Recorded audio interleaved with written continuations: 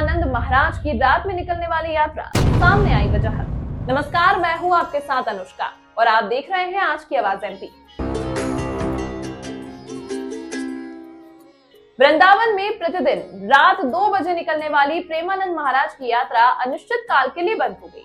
इस बात की जानकारी उनके सोशल मीडिया अकाउंट से मिली।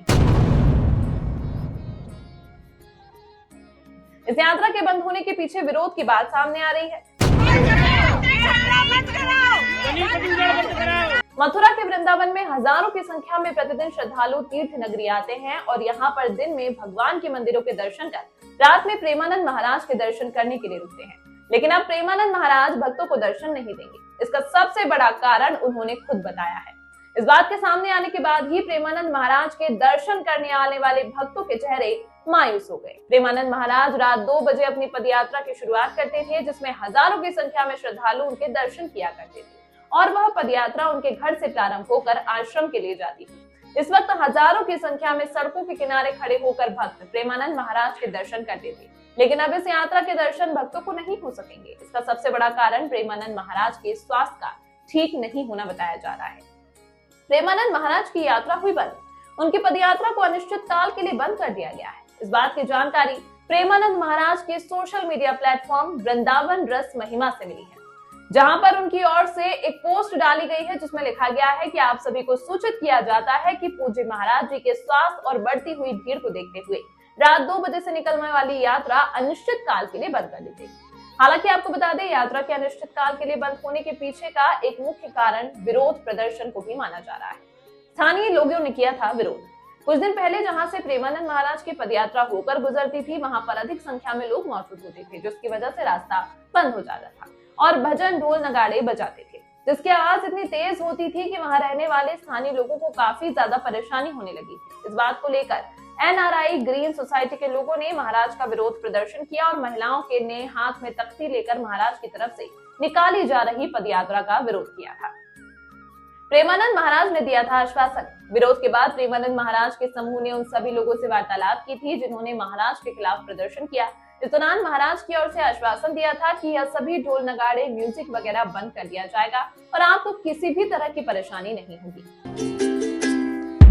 जिनके दर्शन करने के लिए आज लोग लालायित हैं, जिनकी वाणी श्रवण करके आज युवा जो है अपने सनातन धर्म की ओर लौट रहे हैं और साधु संतों में, शास्त्रों में, तीर्थों में जिनका गहन मतलब श्रद्धा बढ़ रही है, विश्वास बढ़ रहा है,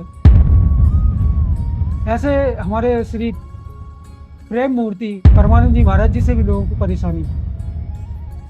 महाराज जी की वाणी और आचरण ये दोनों अलग अलग नहीं है। वो जो बोलते हैं वही करते हैं और वही उनके आचरण में और वही व्यवहार में होता है। ऐसा श्रवण करने में आया है कि कुछ लोगों ने तख्तियां लेकर उन महाराज जी की जो रात्रि में यात्रा निकलती है उसका विरोध किया। अगर महाराज जी को किंचित मात्र भी इस बात का आभास होता कि मेरे यात्रा से या मेरी किसी कार्यक्रम से किसी को कष्ट हो रहा है तो वो स्वयं रोक देते। आग्रहपूर्वक अगर कोई निवेदन करता तो क्या वो उनकी बात नहीं मानते? इस तरह से परिचय देना श्री धाम वृंदावन में, जहाँ तक मैं समझता हूँ ये उचित नहीं है। श्री धाम वृंदावन जो है प्रेम की नगरी है, प्रेम का तीर्थ है, प्रेम का स्थान है, नृत्य का स्थान है, जयकारों का स्थान है। वहाँ राग देश की कोई जगह है नहीं, लेकिन उनसे भी राग देश, उनसे भी परेशानी। अगर वहाँ राधे राधे होती है, जयकारे लगते हैं, यात्राएं निकलती हैं, परिक्रमाएं होती हैं, तो किसी को क्या दिक्कत हो सकती है भाई? अगर महाराज जी को किंचित भी आभास होता कि मेरे किसी कार्य से या व्यवहार से या वाणी से किसी को कष्ट है तो वो स्वयं रोक दे। ऐसे बात जैसे ही श्रवण हुई है, मालूम पड़ा है कि ऐसी बात हो गई, सभी भक्तों को उनको बहुत कष्ट हुआ। ऐसा कदाचित नहीं होना चाहिए। अगर किसी संत से कोई परेशानी है भी तो निवेदन किया जा सकता था। अगर आपकी बात नहीं मानी जाती या कोई परेशानी थी तो उसका निर्णय या सॉल्यूशन निकल सकता था। लेकिन इस तरह से प्रदर्शन करके या इस तरह से कोई बात, ये उचित नहीं है। प्रेम की नगरी श्री धाम वृंदावन। वहाँ ऐसा उचित नहीं है। वहाँ अगर राधे राधे नहीं गूंजेगा, वहाँ नृत्य नहीं होंगे, वहाँ रास नहीं होगी, वहाँ बाल लीलाएं नहीं होंगी भगवान की, वहाँ ऊधम नाटक खेल नहीं होंगे, तो कहाँ होंगे? ये जो भी हो रहा है वो ठीक नहीं है। ऐसे संत जो है कई वर्षों के बाद सिद्ध होते हैं और लोगों को अज्ञान हरने के लिए भगवत कृपा से ऐसे संत होते हैं।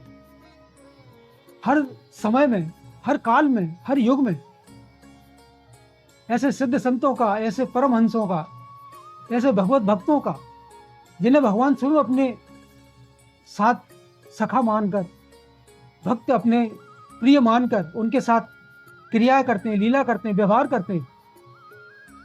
हमेशा से ऐसे भक्तों के साथ कुछ लोगों ने दुर्व्यवहार किया है। तो आज अगर ये हो रहा है तो इसमें कोई आश्चर्य की बात नहीं है, लेकिन ये हमारे देश के लिए, हमारी संस्कृति के लिए, हमारे संस्कारों के लिए, हमारे तीर्थों के लिए, हमारी युवा पीढ़ी के लिए, हमारे शास्त्रों के लिए, श्रद्धा और विश्वास के लिए ये बात ठीक नहीं। ठाकुर जी की इच्छा है आगे जैसा भी ठाकुर जी संगे राधा रानी सरकार हैं, उनकी छत्र छाया में जो है उसका तो कोई बाल बाका कर नहीं सकता। लेकिन मैं यही कहूँगा कि जिन लोगों के मन में ऐसी बात उठी राग द्वेष वाली, भगवान उनको शांति दें, शांति प्रदान करें। आज की खबर में बस इतना ही। देखते रहिए आज की आवाज MP।